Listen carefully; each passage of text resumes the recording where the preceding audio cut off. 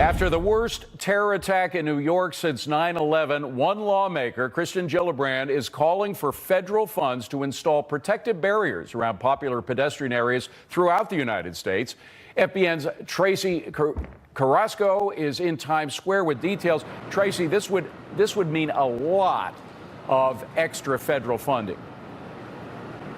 Absolutely. And David, you know, right now behind our camera, several dozen NYPD officers are getting ready to go out on foot patrol.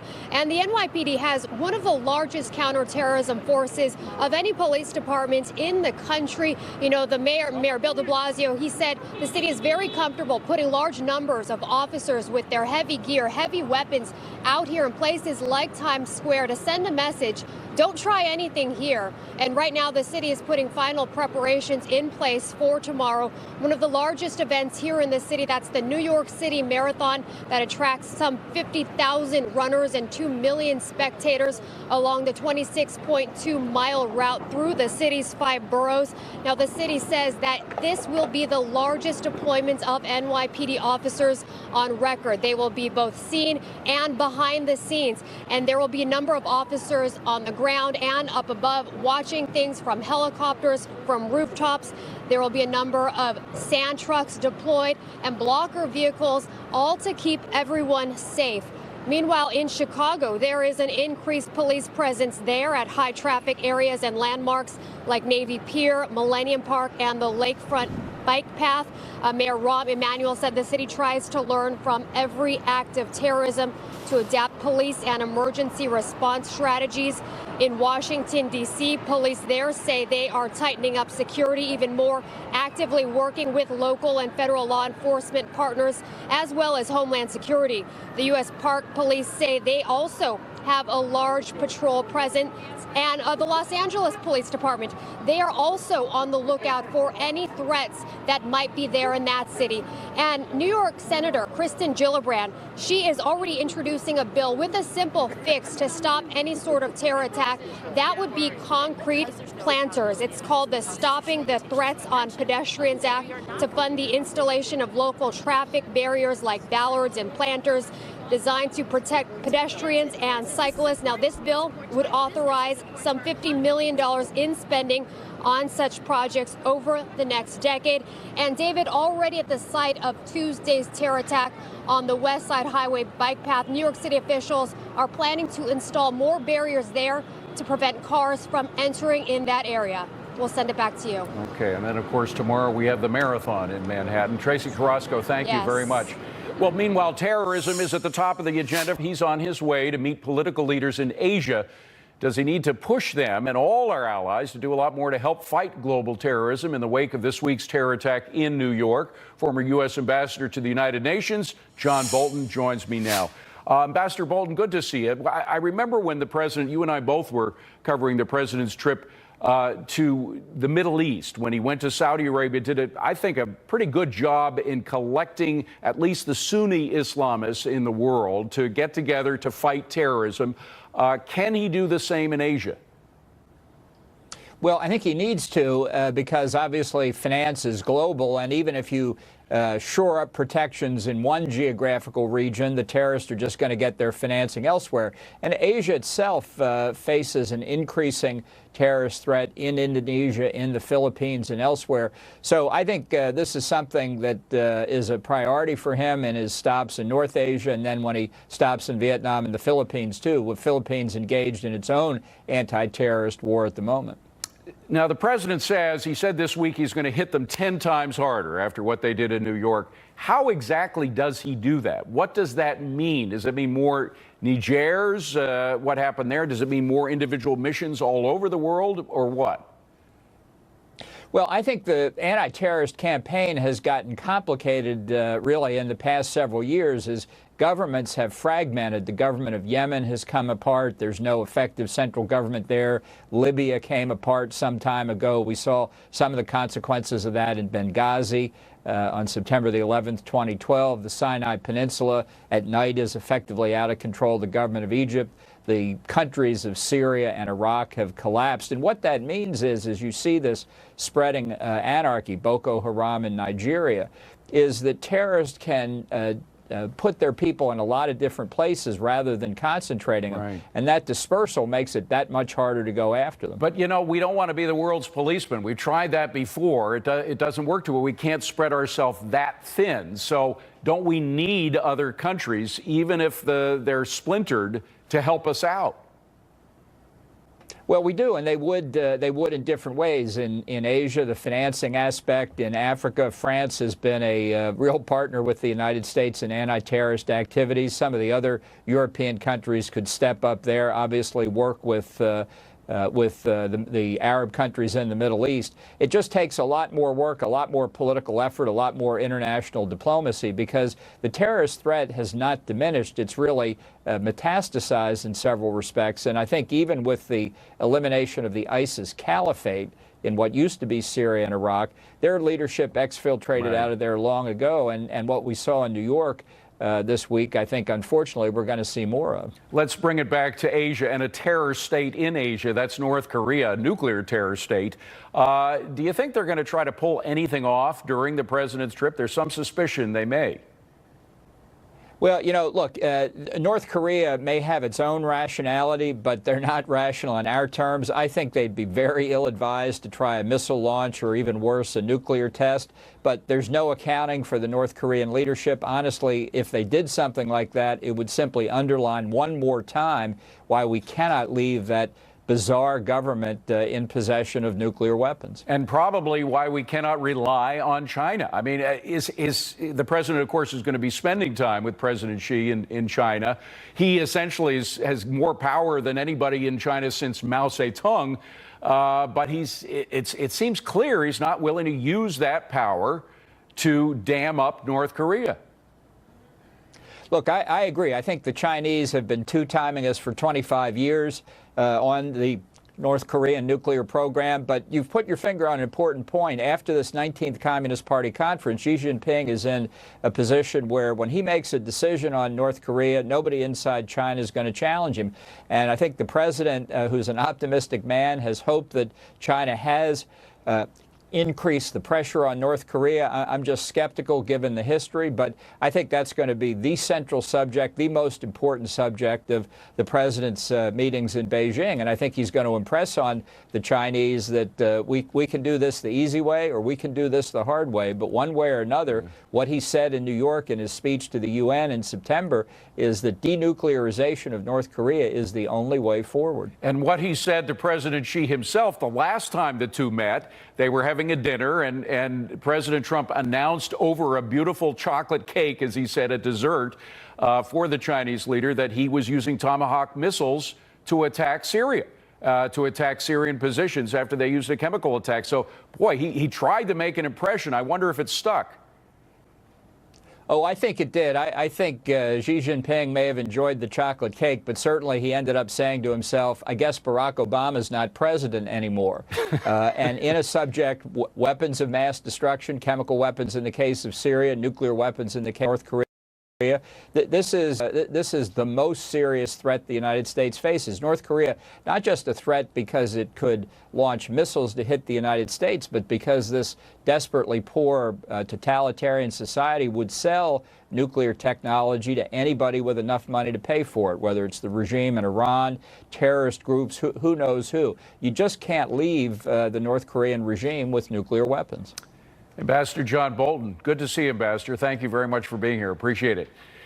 Well, the GOP tax plan is supposed to help small businesses, so why is one small business group slamming it? We're on it. And Army Sergeant Jonathan Morita telling me in the last hour it is unacceptable. Deserter Bo Bergdahl gets no jail time. Reaction from the guy who killed Osama bin Laden, Rob O'Neill, coming next. Tax plan will help small businesses, but not according to my next guest. Small Business Majority founder and CEO John Arensmeyer joins us now. So what's your beef, John? Well, David, there's really nothing in this tax proposal that's going to benefit small business. Nothing. Small businesses don't pay at the corporate rate for the most part, so they're not going to benefit from that.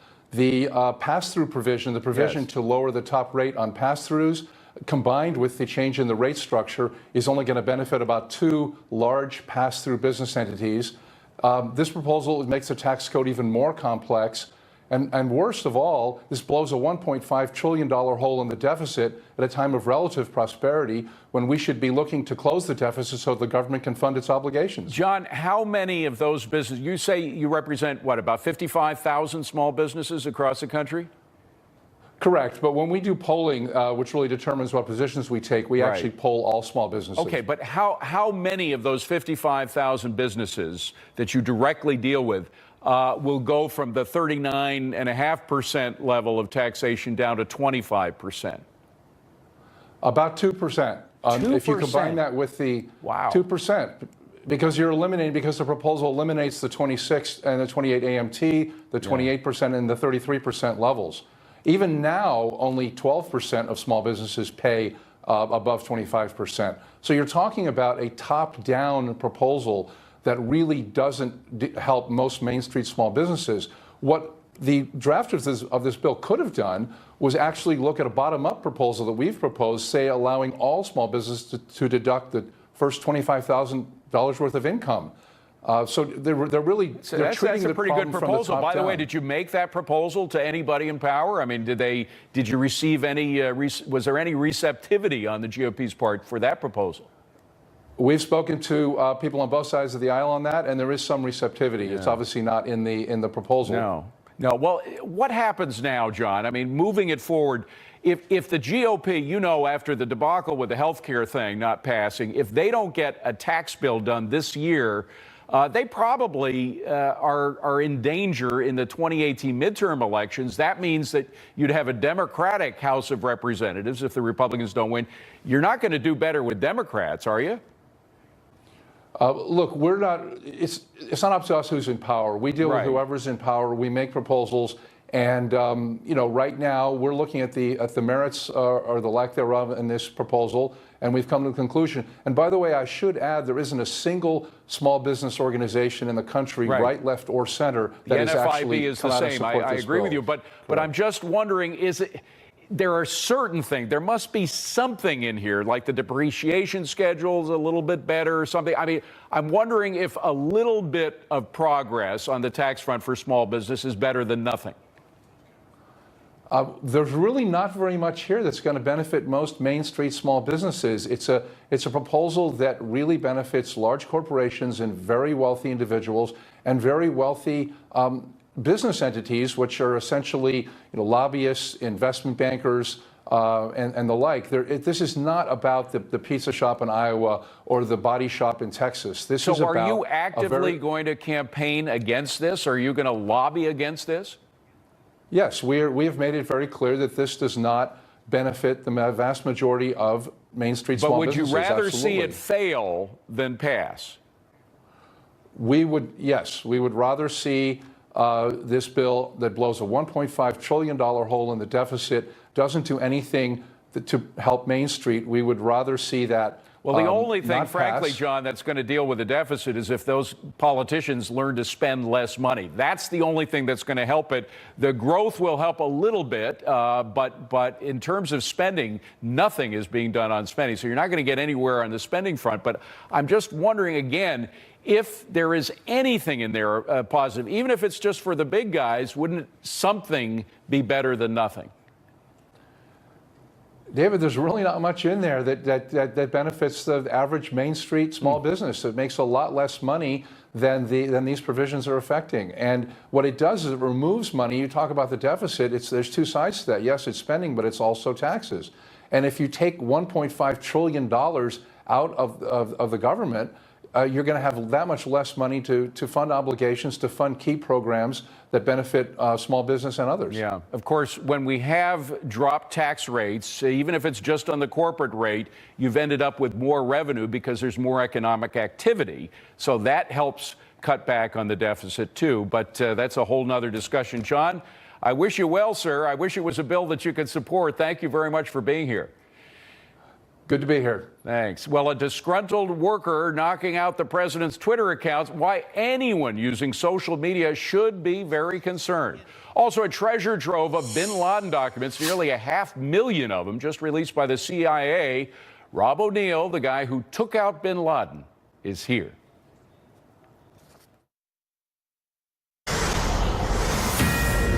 So what did President Trump do after an outgoing Twitter employee took down his account? Guess what? He tweeted saying, "My Twitter account was taken down for 11 minutes by a rogue employee. I guess the word must finally be getting out and having an impact." Well, some say that shows just how much power and influence big social media tech giants have. Are they right or wrong? We got all the guests for this one. First of all, FBN's Kennedy is here.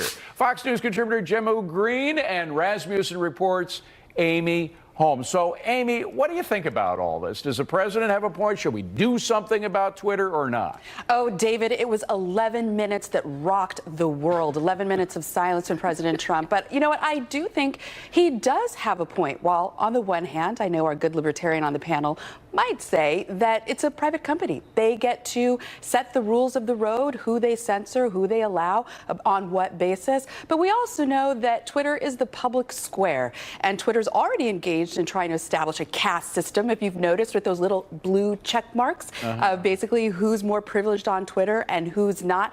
I don't have a blue check mark, David, and you know what? I don't care, because I actually do believe in equality. But Kennedy, I'm just wondering who needs whom. I mean, doesn't Twitter need the president more than the president needs Twitter? There are plenty of options out there. The president would probably get just as much notice if he put up notices on Facebook or if he created a blog or whatever. I mean, I know Twitter's perfect for him.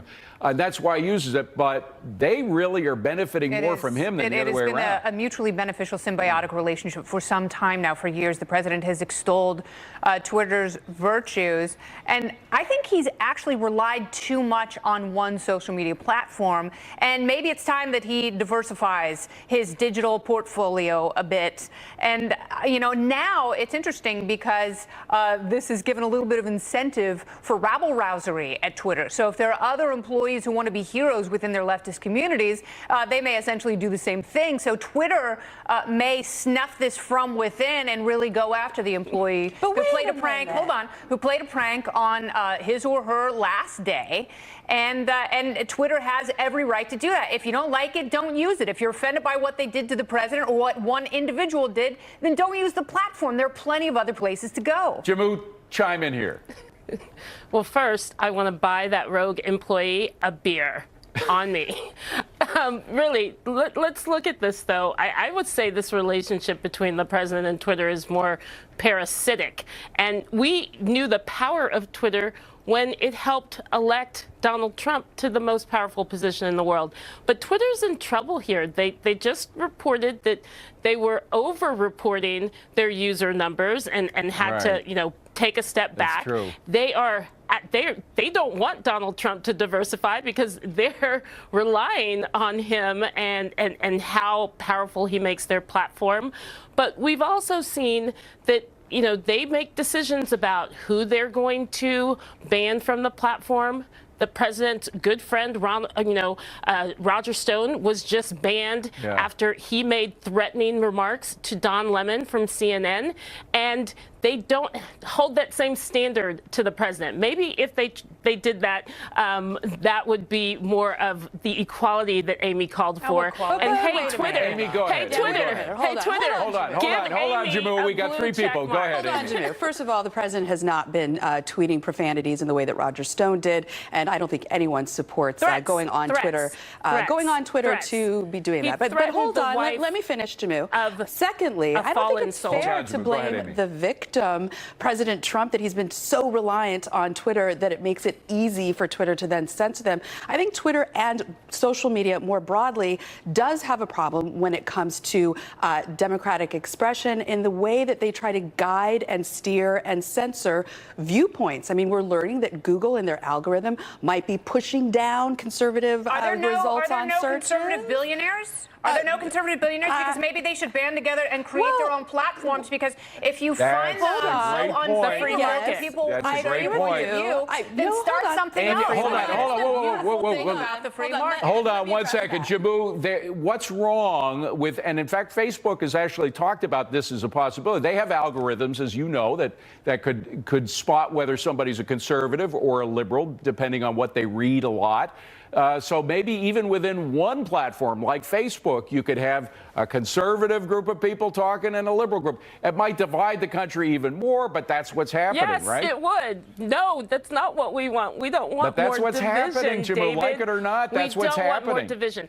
Look, whether it's Facebook or Twitter, they can do the same thing that Wikipedia has done, where some of their employees, most of their employees, don't have access to impact that person's account. You can't just go to Wikipedia and update everyone's account on there. Right. But at the end of the day, I think that Twitter did Donald Trump a favor, because I think we should all, a year from now, in those 11 minutes, take a moment to do an act of kindness, to hug your neighbor, to just remember the peace and tranquility we had when Donald Trump Kennedy was banned is already from mocking Twitter. you, Jamoo. They gave him a mission. All right, ladies, with that note of mockery from our Kennedy, we have to leave it there. Thank you very much. Well, no prison time for Army deserter Bowe Bergdahl. The president says that ruling is a disgrace to our military and our country. Is he right? Four-star General Jack Keane and the hero who shot bin Laden, Rob O'Neill, are both here coming up. Injuries and scars that are always going to be permanent, and yet he's going to be able to walk free. It's the balance scale seems to be not right. That was Sergeant Morita talking about the sentencing of Bowe Bergdahl, who, of course, was sentenced to dishonorable discharge, but with no time. President Trump calling the sentence a complete and total disgrace to our country and our military.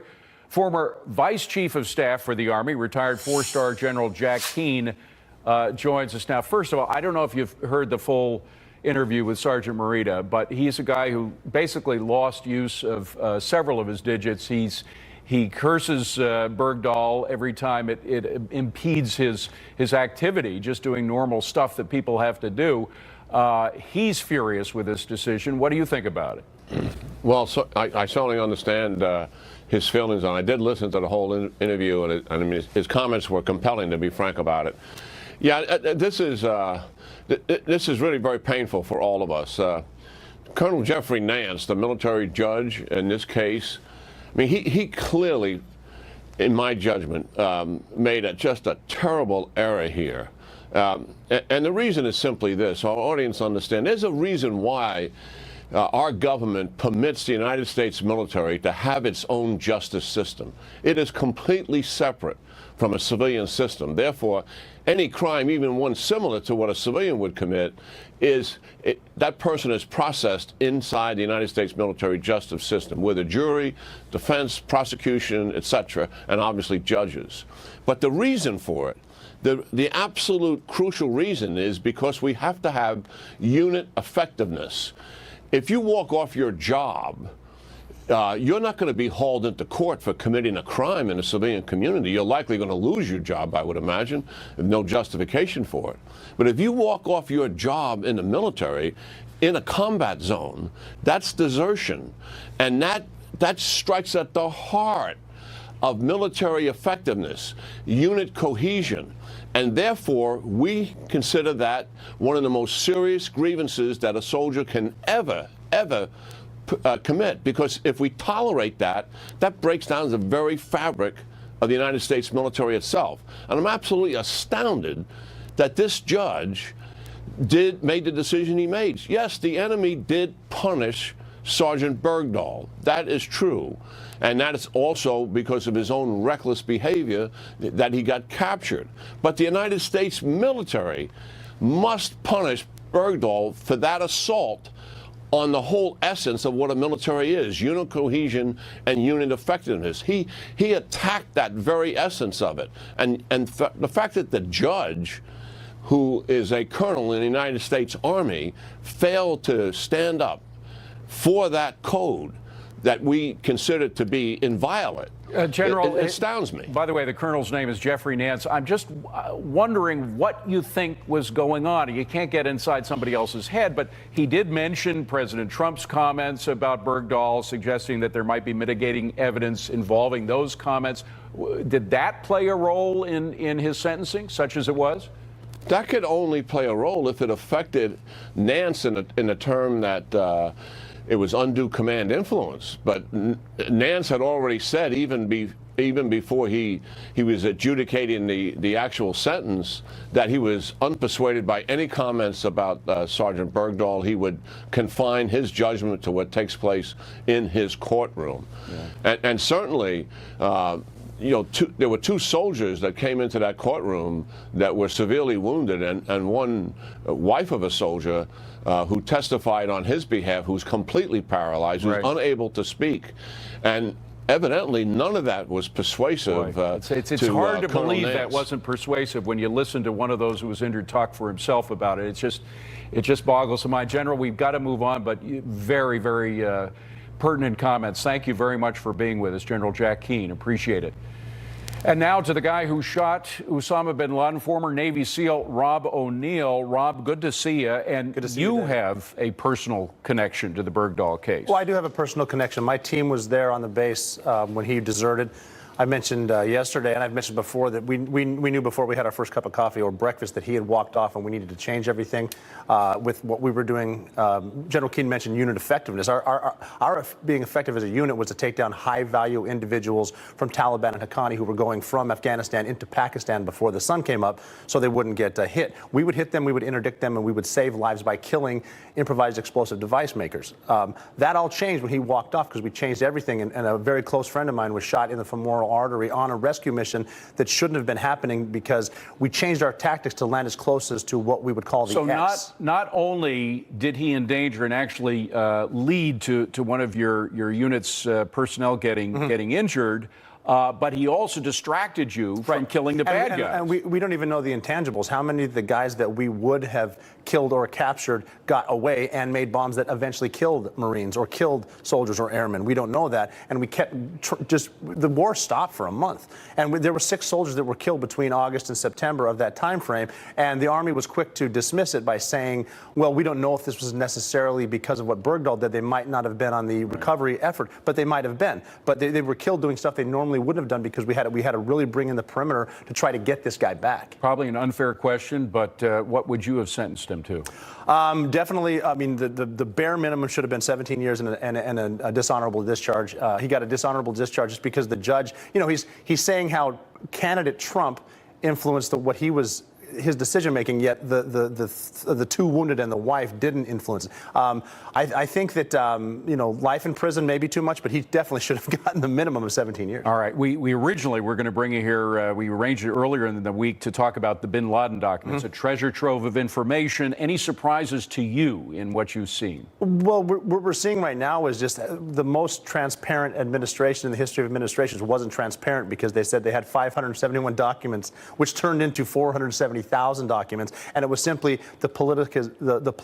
they made it political, is what I'm trying to say. Politicalization. The politicalization of what they were doing, trying to say that Al-Qaeda was dismantled, we cut the head off, ISIS was JV. They didn't want to talk about the relationship between the Iranians and Al-Qaeda, who were Shia Sunni, but bin Laden himself called them the bloodline. By the way, I always wanted to ask you this question. What did you think when President Obama, he never said it explicitly, but his people did, that he killed bin Laden? I've always given President Obama and his administration and everyone involved at the Pentagon credit for giving us the green light to go. They did a great job. It was bipartisan. As far as saying, he did make the call, but as far as going up the stairs, with one guy in front of me, knowing we're going to deal with suicide bombers, I didn't see Hillary Clinton or President Obama. I saw very, very brave people that flew us there, that opened the doors, the SEALs that were there. It was definitely a team effort. I don't think enough people were given credit, and in some places, some people took too much credit for it, but that was a great day to be an American. How did his killing change the war on terror? The way that I think the killing changed it was it proved to our enemies that no matter where you are, we're going to find you, and we do have the capabilities to come and get you. We've proven it before, and we will again. They're touting up the son, Hamza bin Laden, right now as the next, hopefully, leader for them of Al-Qaeda, but they know where he is. His days are numbered, and we have men and women that will go get him. By the way, you know this, but our viewers don't. We incorrectly labeled Abbottabad as being in Afghanistan. It's in Pakistan. It's in Pakistan. Right. There's another question that some Navy SEALs, former SEALs, have asked me to ask you at various times, which is there used to be this code that you wouldn't talk about anything that ever happened to you in a SEAL mission. Do you feel at all that you violated that code? No, because I think I read about that code in about 100 Navy SEAL books that I read before I even joined the Navy. So I'm not too concerned about that. I think the men, the SEALs with whom I serve, that I still know, don't have a problem with it. If anyone was on the mission with me and has an issue, I'll take that with less of a grain of salt. But I mean, I'm at the point now. I made the decision for a number of reasons. One was because of the survivors, the people that had family members that died in the towers. And you know, I wrote a book that was, by the way, approved by the Pentagon, the first one with these missions in it, approved by everyone involved. It's a good American story. The Operator's a good story about you can do anything in this country as long as you There's also a question about how much trust there is, or lack of trust, I should say, in what some people call the deep state. And whether or not people have to come out now and say what really went on when the folks who were in charge of that information may be keeping some of that information back from us. That's a really good point, too, and I think it's important to have America get some of the real stories of the people that were there. I interviewed, I had my first chance to host a show yesterday. I interviewed Sean Parnell. You did a great job, Thank you, I appreciate that. I interviewed Sean Parnell, who's an Army Ranger, and he wrote Outlaw Platoon. And it's about these men and women in these valleys in Afghanistan that no one hears about, but they are fighting the worst, fighting the Uzbeks. The guy that just... we had the worst attacks since 9/11 here in New York. The guy was from Uzbekistan. We fought those people there. It's important for America to know what these men and women are doing, because we don't have these soldiers out there simply to be imperialistic. We are out there defending the homeland, and there are real people with real families that really mow their own lawn and can't afford their mortgage, and they're fighting for this country. And I think there's nothing wrong. I'm pretty sure that when Washington crossed the Delaware to fight the Hessians, he had a biographer with him, and there wasn't a rebels code. He couldn't write a book, and I'm pretty sure we should know that history as well. I can't tell you how proud I am to have you here with us. Thank you. Thank you, Robert. I'm going to go home and work on politicalization. That's the word of the day. It's a tough one, but it doesn't come up in conversation very often. Doesn't. Don't worry about it. Thank you, Rob. Thanks, David. Well, the New York City terror suspect may have been plotting an even bigger attack. So did he have help with his evil plans? Terror suspect was said to actually be planning a bigger attack, this one on the Brooklyn Bridge. Now, his family members say they didn't have a clue as to what was going on. So what clues are authorities looking for to see if he did have any help? Former D.C. Detective Ted Williams joins me now. Good to see you, Ted. Do you believe that no one in his family had any idea he was radicalized? You know, I find that very difficult to believe, David. Here's what we know. This guy came in on this in this visa program in 2010. He was in the area. He got married in 2013. He has a wife and 3 kids living in Paterson, New Jersey. He started growing a beard. Started doing a lot of things that you would think that if you saw something, you would say something. And I would have to believe if he's in that household and talking back and forth, even on the internet, to ISIS, that his wife would have had to see some kind of a metamorphosis taking place with this guy, David. One would think so. And one would also think that people in his mosque, particularly that mosque that was under surveillance by the New York City police until 2014, when the ACLU and others closed down that surveillance program, that somebody there, or maybe many people there, should be interviewed about his activities, right? Absolutely, David. Law enforcement now are backtracking, and they are trying to establish a nexus between him and other individuals who very well may have also been radicalized in this country. But Ted, let me just stop you there for a second, because one of the things that's holding police back are officials in New York City and the state itself. We know that Mayor de Blasio publicly denounced the surveillance program that apparently had certain amount of effect in terms of finding out what was going on in some of these mosques. This particular mosque, it wasn't accidental that it was being surveyed. They didn't just pick it out of a phone book. They picked it because of the fact that there were suspicious characters going in and out, and that's why they were surveying it. But now it's the public officials that are stopping that. I would think that that's a mistake, don't you? It's a terrible mistake if public officials are allowed to do that. But I'll tell you, the federal government and the FBI preempts even state officials. So I anticipate that the FBI is doing a deep scrub of this guy's background, David. All right. Well, the Brooklyn Bridge, this came as a shock to me. I'm obviously overjoyed that he wasn't able to do that, even though it was horrible what he did do. But was that because the Brooklyn Bridge was a harder target?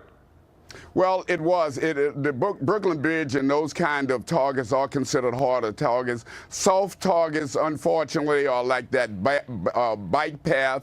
There are other soft targets, and I'm hoping, and I know they've got a lot of security out tomorrow, that you're going to have thousands and thousands of people at the marathon, the New York Marathon tomorrow. That's also a soft target. And this is what is going on. You remember Lindsey Graham, the senator from South Carolina, has forewarned us over and over that they were coming here. Well, we've seen these vehicle attacks in Europe, and now they're here. And this, unfortunately, and I don't want to alarm people, but this is not going to be the last attack that we're going to see of this nature in the United States. Well, the marathon is 26.2 miles. It's a hell of a security job, but we do have the finest out on the streets protecting the innocent. Thank you very much. Ted Williams, good to see you, my friend. Appreciate it.